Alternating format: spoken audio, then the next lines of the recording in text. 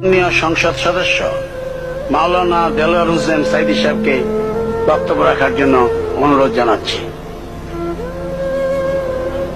নাহমাদুহু ওয়া নুসাল্লি আলা রাসূলিহিল কারীম ওয়া আলা আলিহি ওয়া আসহাবিহি আজমাইন। আউযু বিল্লাহি মিনাশ শাইতানির রাজীম। বিসমিল্লাহির রহমানির রহিম। মাননীয় স্পিকার, আপনি এই মহান সংসদের স্পিকার হিসেবে নির্বাচিত হয় আমরা জাতীয় সংসদের পক্ষ থেকে আপনাকে অন্তরের অন্তঃস্থল থেকে মোবারকবাদ জানাচ্ছি। মাননীয় স্পিকার, আমি আজ এই সংসদে দাঁড়িয়ে ওই মহান আল্লাহ পাকের প্রশংসায় সেজদা অবনত হচ্ছি, যিনি 1 অক্টোবরের ব্যালট যুদ্ধের মাধ্যমে সুদীর্ঘ 5 বছরের দুঃশাসন, সীমাহীন দুর্নীতি, ইসলাম বিরোধী কর্মকাণ্ড, দেশব্যাপী ভয়াবহ সন্ত্রাসের মোকাবেলায় 4 দলীয় ঐক্য জোটের মহা বিজয় দান করেছেন এবং যার ফলশ্রুতিতে আজকে আমরা এই মহান সংসদে দাঁড়িয়ে কথা বলার সুযোগ লাভ করেছি। মাননীয় স্পিকার, আপনার মাধ্যমে আমি আমার অন্তরের অন্তঃস্থল থেকে দেশবাসীকে ধন্যবাদ জানাই।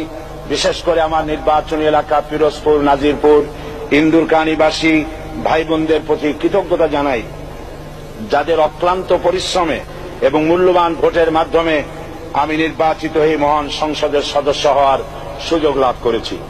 মাননীয় স্পিকার, বাংলাদেশের 13 কোটি মানুষকে যারা পরিচালনা করবেন আজকে তারাই এই মহান সংসদে বসে আছেন। আমি আপনার মাধ্যমে তাদের উদ্দেশ্যে কিছু কথা বলতে চাই। জবাবদিহিমূলক সরকার, কল্যাণমূলক সরকার ও সুস্থ প্রশাসন, এই বাক্যগুলি আমরা প্রায় শুনে থাকি। এই বাক্যগুলির অর্থ সরকার স্বৈরাচার নয়, বরং জনগণের কল্যাণে জনগণ নিকট দায়বদ্ধ সরকার, যা আব্রাহাম লিঙ্কনের ভাষায় by the people, for the people, of the people. বর্তমান পৃথিবীতে মূলত গণতান্ত্রিক দেশে এখন সরকারকে বিবেচনা করা হয়। এরূপ সরকারের জনগণের সার্বভৌম ক্ষমতার উৎস হিসাবে বিবেচনা করা হয়, অর্থাৎ সংখ্যাগরিষ্ঠ প্রতিনিধিদের প্রণীত আইনই হল আইন এবং নির্বাচিত হবার পর সরকার হয়ে পড়েন সমগ্র জনগণের, আর বিরোধী দল হয় ছায়া সরকার। মাননীয় স্পিকার, সরকারকে সঠিক পথে পরিচালনার জন্য বিরোধী দলকে অপরিহার্য বিবেচনা করা হয়। বর্তমান গণতান্ত্রিক চেতনা বেশি পুরনো নয়, মানুষ মূলত রাজতান্ত্রিক স্বৈর শাসনের সাথেই বেশি পরিচিত। বস্তুত বর্তমান পৃথিবীতে গণতান্ত্রিক শাসন ব্যবস্থায় জবাবদিহিমূলক, কল্যাণমূলক, স্বচ্ছ প্রশাসনের যে কথাবার্তা আমরা শুনতে পাই, এর প্রথম উপস্থাপক হলেন বিশ্বনবী হযরত মুহাম্মদ রাসূলুল্লাহ সাল্লাল্লাহু আলাইহি ওয়াসাল্লাম। বর্তমান গণতান্ত্রিক ব্যবস্থাপনার সাথে ইসলামের মূল পার্থক্য হল সার্বভৌমত্বের ধারণা নিয়ে। ইসলামের দৃষ্টিতে সার্বভৌমত্বের মালিক জনগণ নয়, মালিক হলেন আল্লাহ রাব্বুল আলামিন। কিন্তু সরকার গঠন ও পরিচালনা জনগণের ইচ্ছার ভিত্তিতেই হতে হবে। জনগণের ইচ্ছার বিরুদ্ধে ক্ষমতায় থাকার অধিকার ইসলামের স্বীকৃত নয়। মাননীয় স্পিকার, সাধারণত লক্ষ্য করা যায় সরকার, সরকারি কর্মকর্তা, কর্মচারী বৃন্দ জনগণের উপর নানাভাবে জুলুম, নির্যাতন বা শোষণ করে থাকে।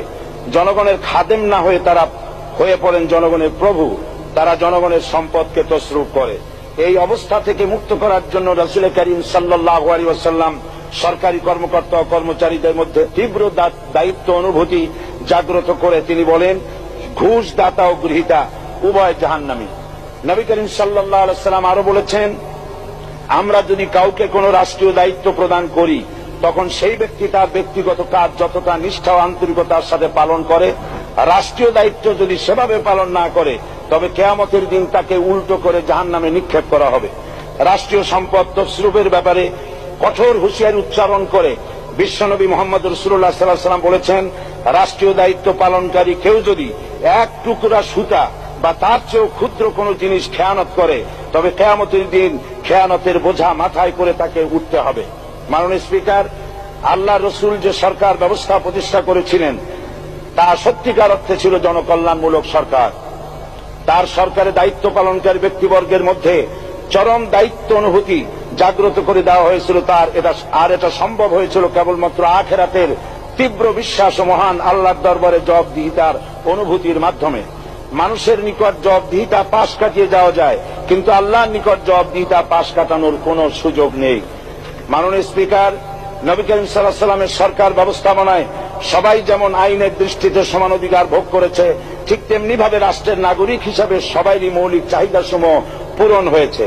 ঋণগ্রস্ত এতিম অসহায় জনগণ রাষ্ট্রীয় তহবিল থেকে সহযোগিতা লাভ করেছে।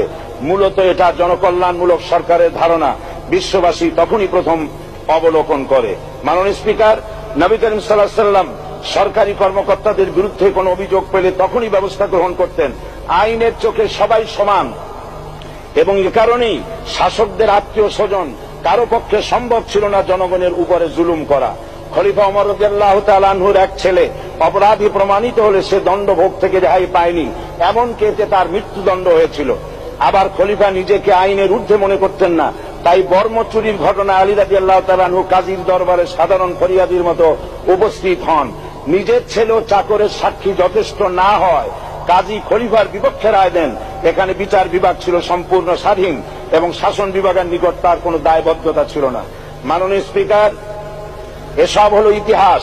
মুসলমান আজ অনুসরণ করতে চায় না তাদের অতীতের গৌরবোজ্জ্বল। মাননীয় স্পিকার, যে জাতির এক পূর্বসূরি মাথায় আটার বোঝা বহন করে নিয়ে চললেন আর বলে গেলেন, মানুষ কেন, ফোরাতের কূলে যদি একটি কুকুরও না খেয়ে মারা যায় তবে এই ওমর রাদিয়াল্লাহু তাআলা আনহুকে কিয়ামতের দিন আল্লাহর দরবারে জবাবদিহি করতে হবে। আর আজ সেই জাতির দায়িত্বশীল যা জনগণকে অভুক্ত রেখে তাদের মুখের গ্রাসে ভাগ বসায়।